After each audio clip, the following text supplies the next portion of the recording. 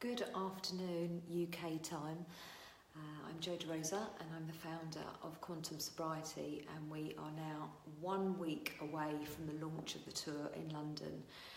So next Monday we go live in London at 6:30 central London, and then we travel around the country.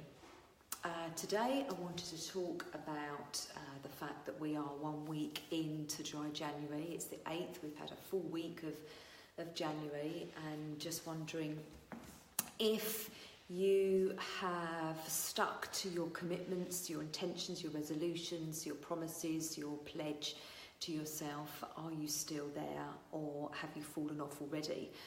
So how are you feeling with dry January so far, and do you need any help?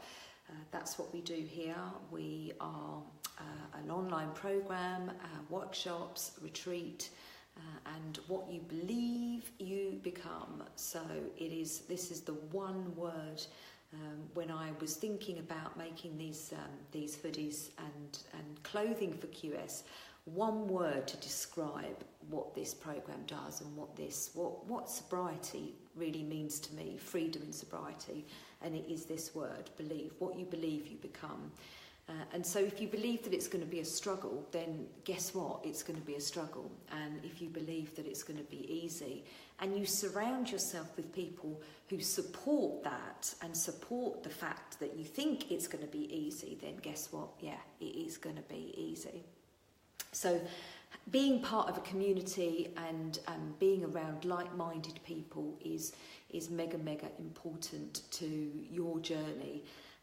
So yeah, I'm really interested to find out if you are still with the program. Are you still dry?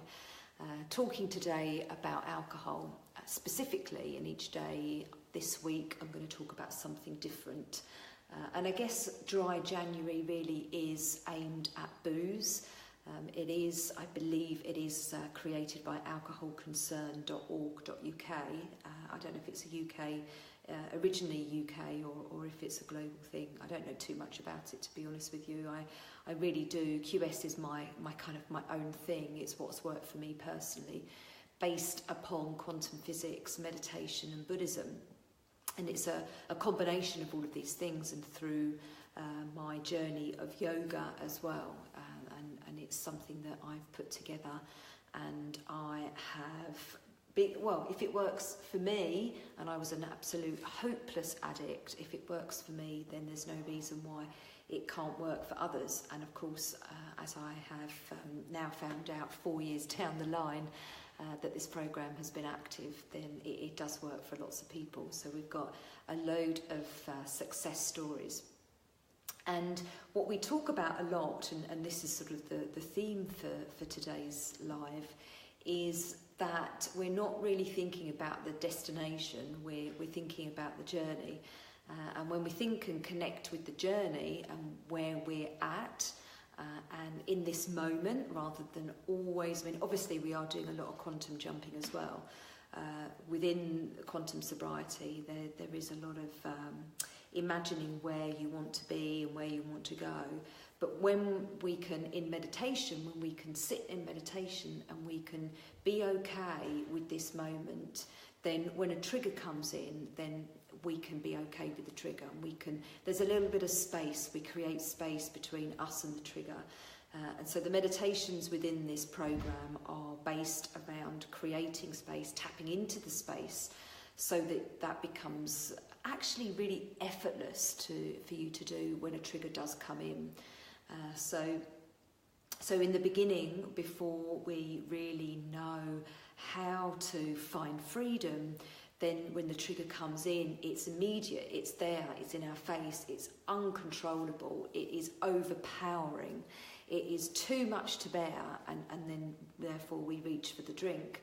But when we learn how to meditate and we learn to sit, I was talking yesterday about my very, very dull meditation that I had yesterday morning, and how even though it was dull, I still sat there and I still meditated, And I was okay with it. I kind of made friends with the dullness of the practice, the dullness of the meditation, and it was okay that it was dull. It wasn't a problem that it was dull. That's how it is today. And life is about highs and lows. And when you get sober and when you find freedom, then unfortunately, I hate to break it to you, but you're still going to have bad days. You're still going to have days where you struggle a bit with life, and you don't struggle with your addiction anymore, but you may still struggle in a different area of your life. You may have a cold, you may have flu, you may have a problem with your job, you may have an argument with your partner or your kids. And so there's always stuff that goes on. And so meditation, what it's really doing is teaching us to sit in the fire, to sit there in the discomfort of our meditation, of our practice. And sometimes it's good. So yesterday morning I was talking in the live stream about my very, very dull meditation. And then today I had a delicious meditation, a gorgeous meditation. It was like, it was just so wonderful. It was a beautiful meditation. And so it's always different. There's never two meditations that are ever the same. But what I've learned is to sit there. No matter what, I sit there and I'm okay with it. I'm absolutely okay with it. And what this taught me in addiction was that when the triggers come, now they don't overpower me. They're not too much.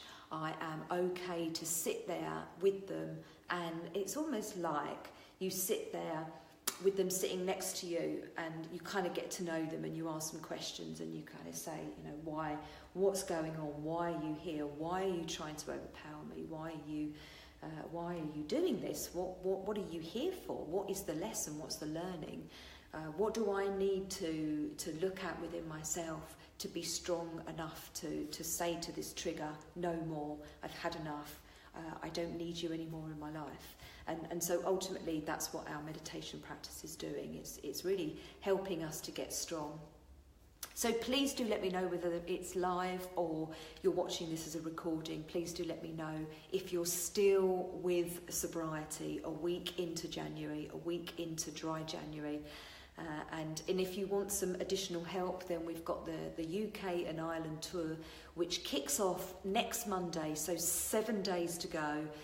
We kick off in London in 7 days' time, in central London in Victoria, at 6:30 in the evening until 8:30, so it's a 2-hour workshop, and I'm going to be teaching a meditation, one of the meditations that we do in the community. You can join up to the online programme if you can't make it to London. I'm travelling from London to Edinburgh, and then Edinburgh to Galway, and then Galway to Sheffield, and then Sheffield to Margate, Margate to Oxford, Oxford to Hertford. So that is the route of the tour over a 2-week period, and I'm really looking forward to meeting a lot of the community. So there's a load of people that have booked onto these meetings, these workshops, who are already in the community, and we know each other online, but we've not met in person. So really looking forward to that, looking forward to meeting many members of the community. And then also we've got a load of new people who have obviously heard about quantum sobriety, but are not as yet part of the community or actively part of the community. So we're looking forward to meeting you too. And we've also invited a lot of the media. We've got a lot of the media coming to our events as well to cover this story, because Dry January, well, everyone's talking about it, aren't they? It's all about resolutions, about promises. It's about making these commitments that 2018 is going to be the best year yet. New year, new you. You see it in all the magazines, don't you? All the newspapers, and the media is just awash with it. So it's big news, and there is support out there for you, and quantum sobriety works. It really does work. We've got a thriving global community, so wherever you are in the world, then get in touch, ask questions either in the comments here. You can private message here on Facebook, on our YouTube channel, on the website, via email, info@quantumsobriety.com.